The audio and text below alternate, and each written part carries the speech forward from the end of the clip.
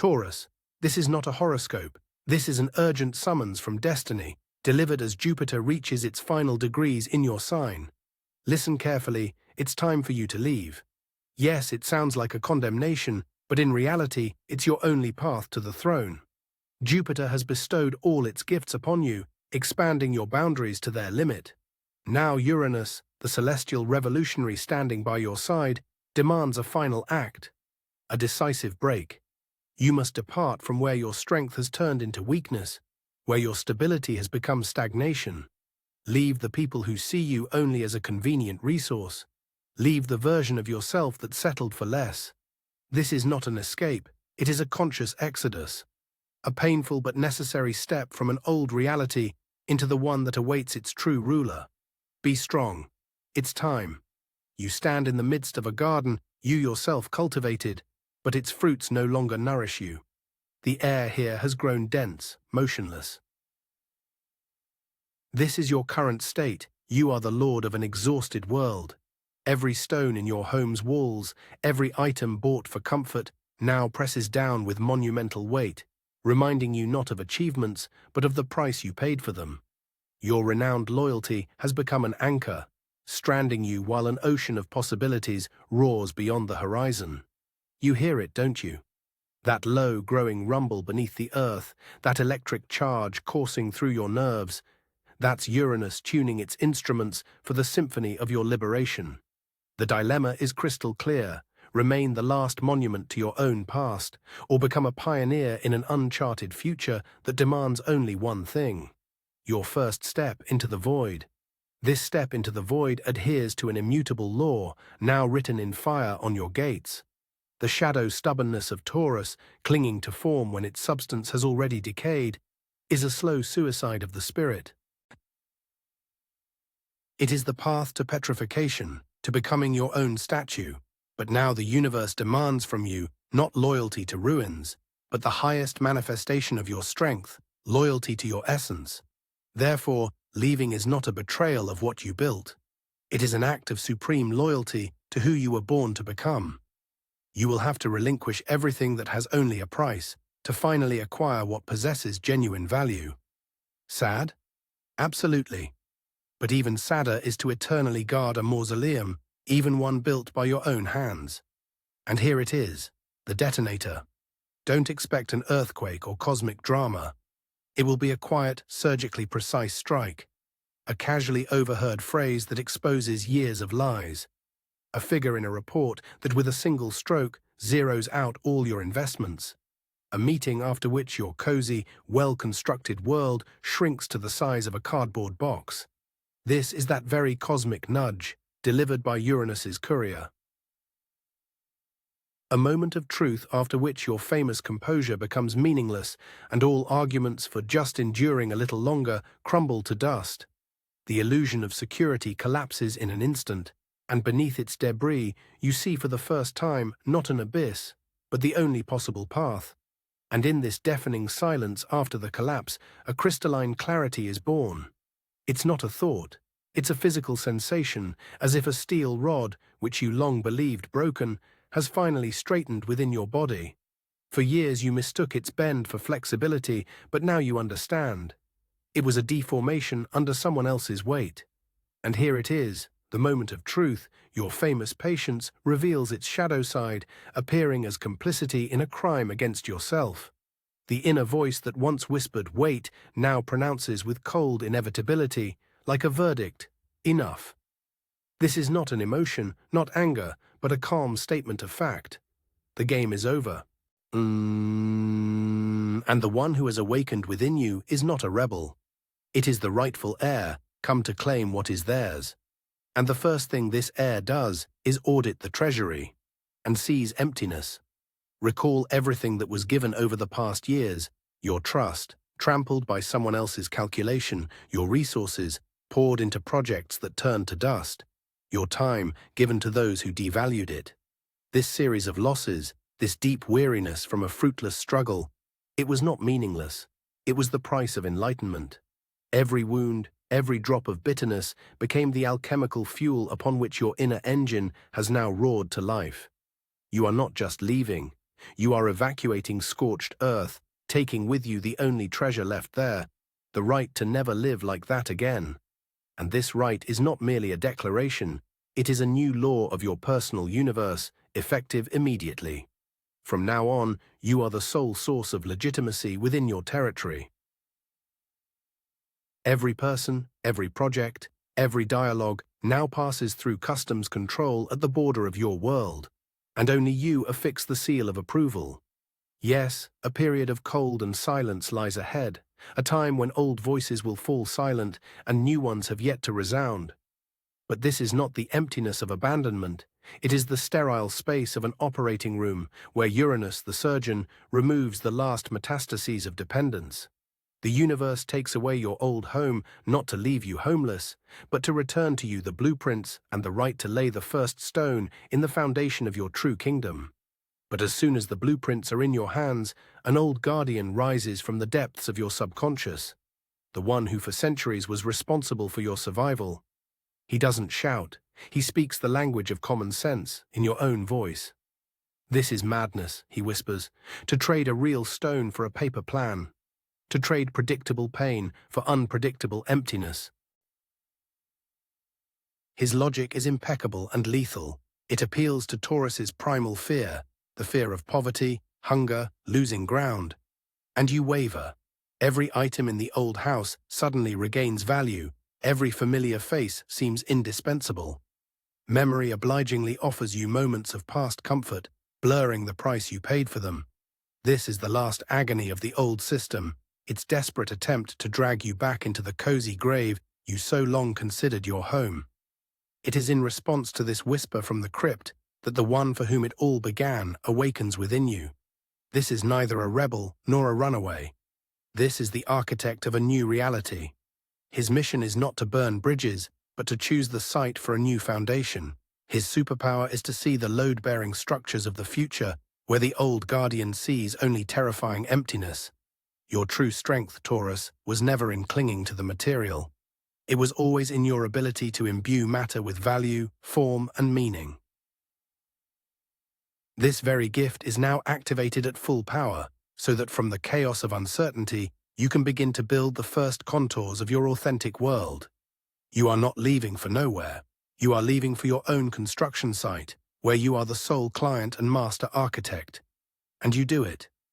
Not a loud slam of the door, but a quiet, deliberate gesture, full of sacred meaning. Here it is, the key to your old life in your hand. You don't hide it. You drop it into deep water or throw it away so you'll never find it. Or you delete that number from your phone, silently watching as a name that was once the center of your universe turns into digital ash. In this moment, there are no tears, no euphoria. Only a cold, ringing emptiness inside, where with deafening clarity you hear a steel gate clanging shut behind you. This small act, almost unnoticed by the world, is your true point of no return. Everything that came before was a long, agonizing prelude. Everything that comes after begins with this click. Curtain, the first act of your past has just ended. And now the curtain rises on the second act.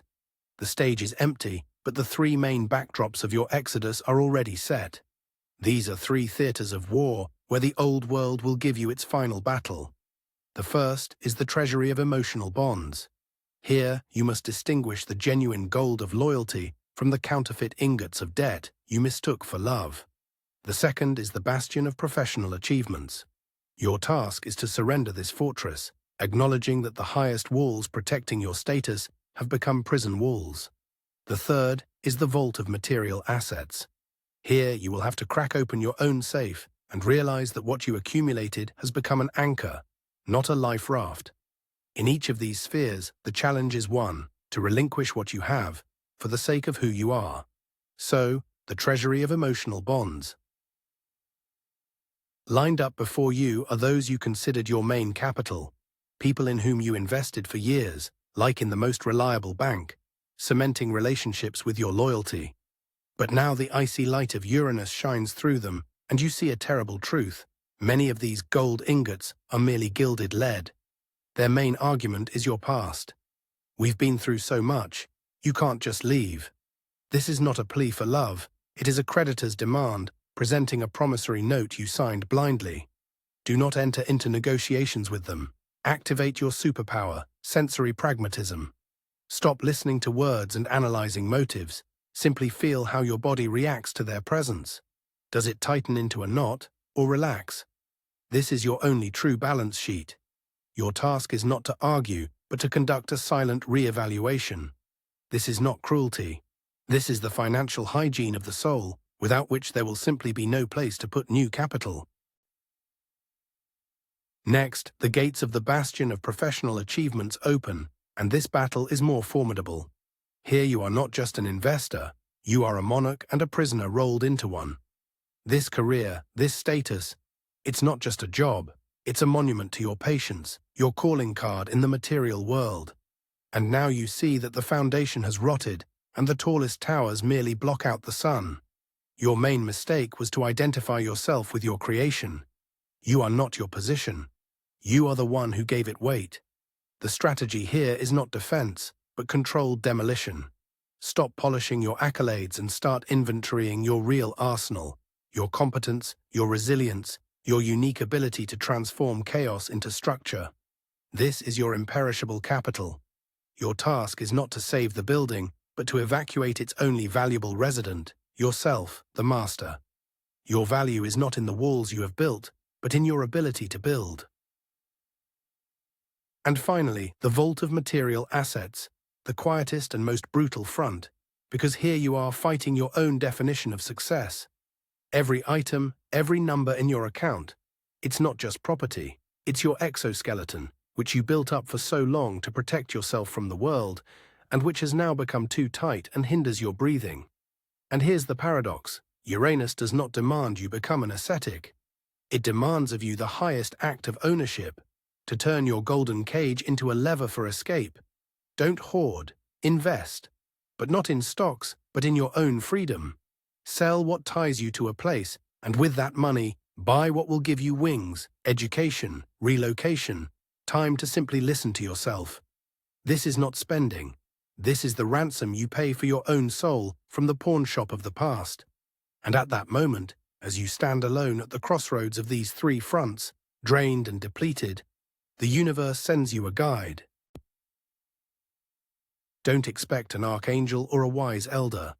It will be a person you see for the first time, but whose words will make a precise incision into the festering doubt within you, or a line in a casually opened book that suddenly explains your entire life, or a sudden piercing thought that comes in complete silence and puts everything in its place. This ally is not a rescuer. It is a tuner. They appear now because you have already paid for your ticket and are ready to listen.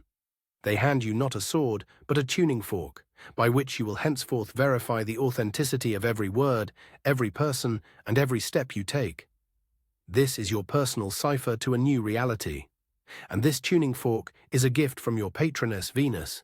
She speaks to you in a language you always knew but forgot how to hear, the language of sensations. Her main commandment for you in this transition is, do not seek, become. Stop scanning the horizon for a promised land. Instead, become that very land, fertile, valuable, self-sufficient.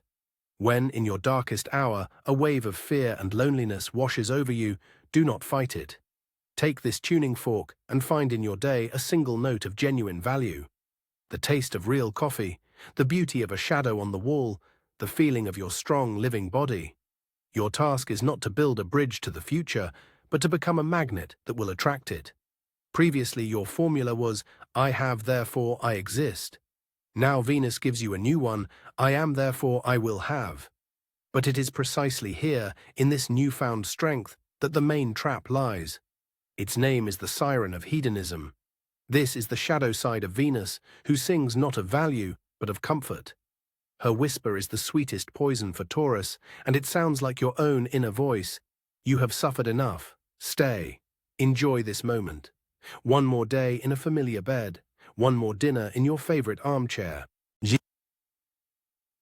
She does not offer you eternity. She offers just a little more. And in this just a little more lies a lethal dose of spiritual sedative. She turns your tuning fork into a lullaby and your thirst for the authentic into an appetite for surrogates. Recognize her voice. It is any thought that suggests postponing a decisive step for momentary physical pleasure. This is the most dangerous enemy, for it promises you exactly what you have so long considered your greatest reward. And once you recognize this poison, the universe presents you with a final test of sincerity, a false thaw. Suddenly, the one who devalued you for years utters words of remorse. A project that drained all your energy suddenly yields its first modest fruit. A wall you repeatedly hit your head against momentarily becomes a slightly open door. This is the old system's most sophisticated move. It no longer threatens, it seduces with the appearance of healing. This is a cosmic bluff, designed to capitalize on your weariness. You are offered not just comfort, but the hope that everything can be fixed without taking the dreadful step. The universe holds its breath and watches. Will you fall for this cheap restoration of ruins, or will you continue your path to your construction site? This is the last anesthesia before the operation, lulling vigilance. To accept it means acknowledging that you are willing to trade your right to greatness for a temporary painkiller. It is in response to your refusal of anesthesia that the cosmos delivers the definitive shot of truth. This is the full moon in Scorpio, your personal spotlight from the underworld, which burns through all the theatrics of the false thaw. In its merciless light, words of remorse turn into a tactical maneuver. Sudden profit becomes bait on a huge hook. And the slightly open door, an entrance to an even tighter cell where lifelong imprisonment awaits you. This revelation is devoid of emotion. It is an X-ray of a cancerous tumor that you are offered to treat with poultices. And in this moment, the stakes change forever. The question is no longer to leave or to stay. It sounds different. To survive or to be buried alive. The old system has just shown its true face, and it is the face of an executioner, not a savior.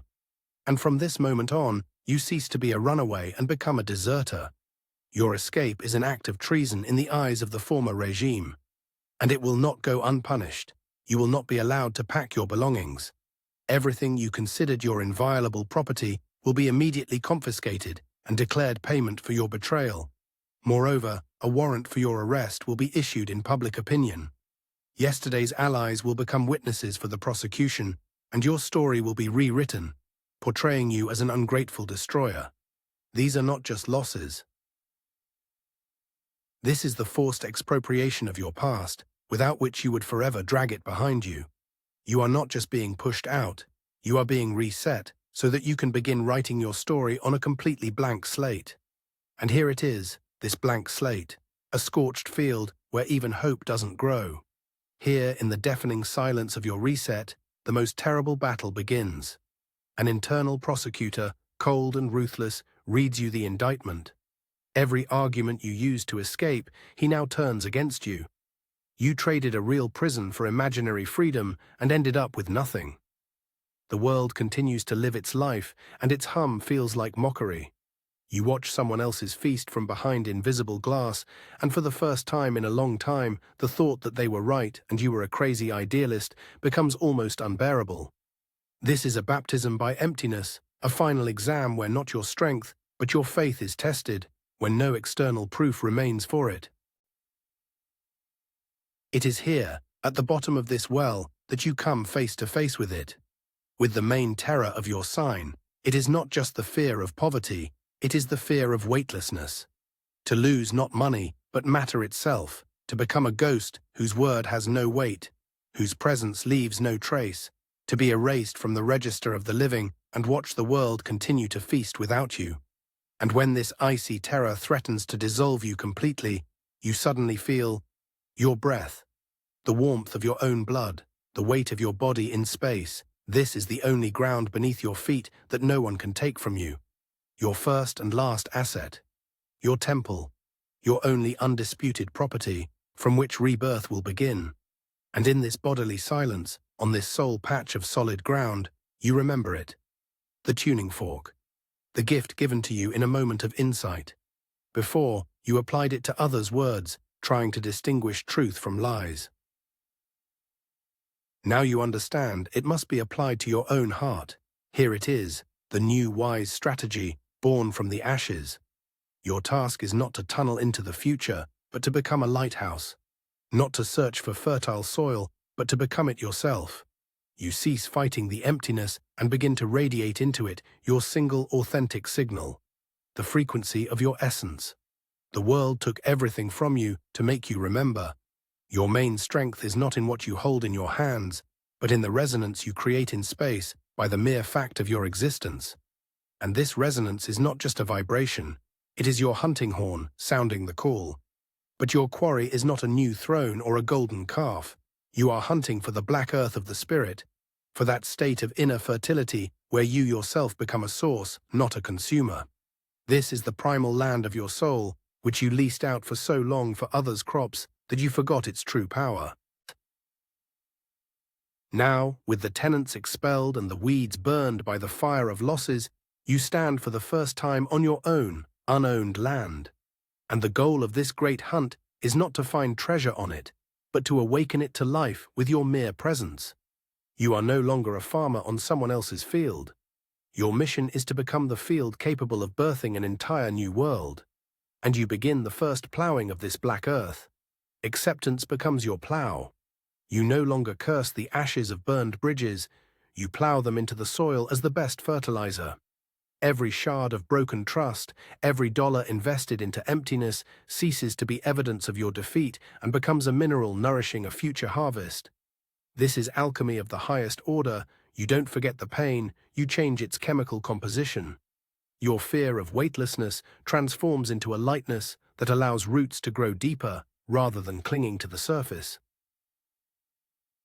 You reassemble yourself from fragments, not for restoration, but for remelting into something absolutely new. A dense, fertile silence reigns within you. You are no longer a fugitive preparing for a sprint. You are a seed, having accumulated all the earth's strength for a single precise movement upward, toward the sun. And here it is, this moment. A sprout breaks through the asphalt. This is not a metaphor. This is your final choice, made not by your mind, but by your entire being. A choice between two eternal laws. The first is the law of the granary, to preserve the grain, save the form, not risk what has been accumulated for a doubtful future. This is your old religion, your painfully familiar pattern, to endure, to conserve, to hold on. The second is the law of life, to crack yourself open, to die as a seed, to be born as a sprout. To spend everything without reservation on a single surge toward the light. All your past wisdom screams in favor of the first. But your entire awakened essence has already submitted to the second. This choice is not between good and bad. It is a choice between preserving yourself and becoming yourself. And you have already made it. This quiet crack beneath the earth is your answer.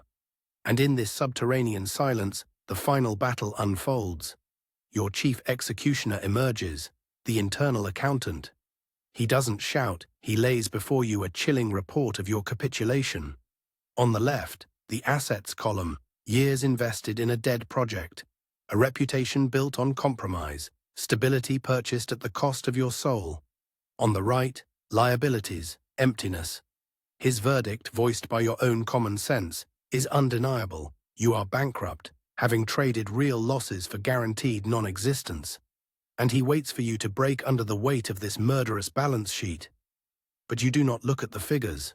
You listen to the quiet hum within your own body, to the vibration of that very sprout.